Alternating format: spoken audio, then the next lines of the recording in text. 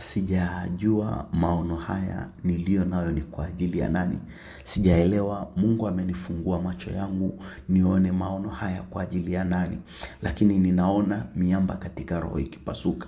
Ninaona tetemeko la miamba katika roho. Ninaona kibali cha fedha kikiachiliwa, kikitembea kwenye njia ya fedha kiroho. Na hii ni baada ya miamba kusukwa, miamba kutikiswa na kibali cha fedha kikianza kutembea katika njia ya fedha kiroho. Ninaona kibali cha fedha kikija kwa mtu, sijajua ni nani, lakini nasikia Mungu akiniambia fedha na dhahabu ni mali yangu. Nimwambie mtu mmoja fedha na dhahabu ni mali ya Bwana. Mungu ananiambia fedha ni ya kwake, utajiri ni wa kwake. Sijajua ni kwa ajili ya nani, lakini ninasikia Mungu akiniambia kuna mtu umetembea kwenye fedhea, umetembea kwenye aibu ya fedha, una uhitaji wa fedha. Mungu ananiambia nikwambie ametikisa miamba ya kiroho, amepasua miamba ya kiroho na fedha inaanza kutembea kwenye ulimwengu wa roho kuja kwa ajili ya mtu. Unabii huu ni kwa ajili ya mtu, sijajua ni nani, lakini nasikia Mungu ananiambia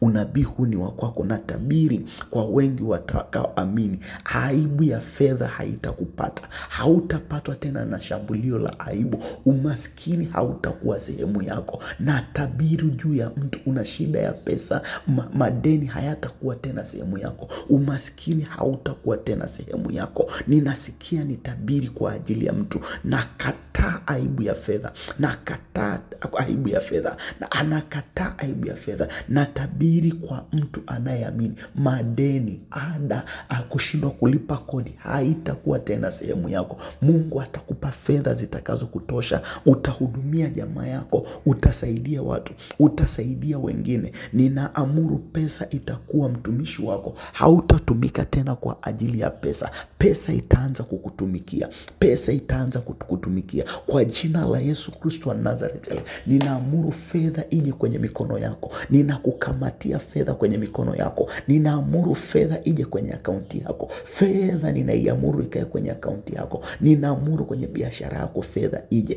Kwenye kazi yako fedha ije. Watu wakupe pesa. Nasema utahesabu fedha, utahesabu pesa. Na amuru utahesabu pesa. Naona international, mtahesabu dola, mtahesabu dola, mtalipwa kwa dola. Mtafanya tenda zitakazoingizia pesa, mtafanya biashara zitakazoingizia fedha. Nakataa fedha kukutumikisha, badala yake wewe nakataa fedha kukutumikisha, badala yake wewe pesa zitakuja kwako. I command that favor. Naamuru kibali cha fedha, naamuru kibali cha fedha. Pokea pesa, pokea pesa. Unabii huu sijajua ni kwa ajili ya nani, lakini nasema kufika wiki inaanza kesho, siku ya Ijumaa mpaka Ijumaa, kuna watu watahesabu fedha, kuna watu watapata pesa. Utapata tenda itakao kuingizia pesa, utapata kazi kubwa itakao kuletea pesa kubwa. Kuna watu watakufadhili kwa pesa. Receive it tafadhali. Type